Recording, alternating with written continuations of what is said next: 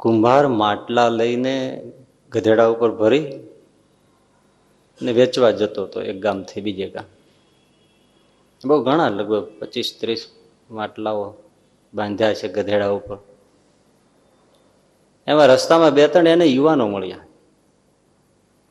માટલાઓ જોયા એટલે યુવાને કીધું કે ભગત આ વેચવા છે? આ વેચવા માટે જ છે બાપા.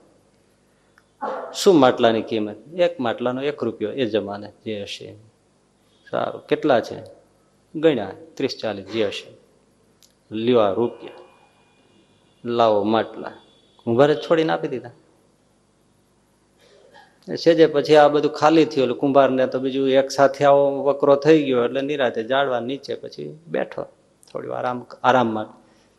બાજુમાં તળાવ હતું, એના કાંઠા ઉપર આ બધા 3 યુવાનો માટલા લઈ ગયા અને ત્યાં એક માટલું મૂકે અને દૂર ઉભા રહીને એને પથ્થરથી આંટી અને ફોડે, નિશાન લઈને પથ્થર મારે, માટલું ફૂટી જાય. એટલે ધડાધડ અવાજ આવવા માંડ્યો એટલે પેલો કુંભાર આમ જોવા માંડ્યો. એમણે જોયું એટલે આ શું કરે છે આ લોકો?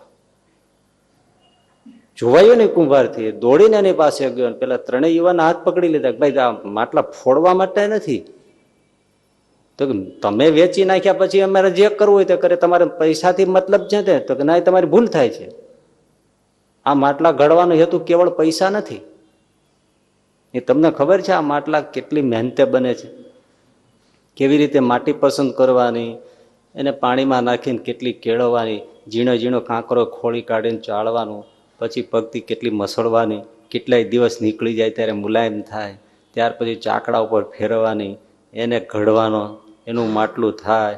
એક માટલાને ટીપતા કેટલો સમય લાગે, નીંભાડા ગોઠવવાના, કેટલા દિવસે પાકે, ત્યાર પછી લેવાના, પાછો રંગરોગાન કરવાના, ત્યાર પછી જાળવવાના, અને પછી આ થાય ને એનો હેતુ કોઈ લઈ જાય ને એમાં પાણી ભરે ને પાણી ઠંડુ થાય ને તરસ્યો એને જ્યારે પીએ ને ત્યારે જ્યારે અહીં શેરડો પડીને હાશ થાય એ એનું ફળ છે. ને તમે એને ફોડી નાખો, ફોડવા માટે નથી. આ તમારા રૂપિયા પાછા. મારા માટલા બધા મને જેટલા છે એટલા આપી દે. લઈ લીધા માટલા. દરેકનો હેતુ છે, મૂળ હેતુ એ ન સમજાય તો સારી વસ્તુ હોવા છતાં એ વ્યર્થ જતી.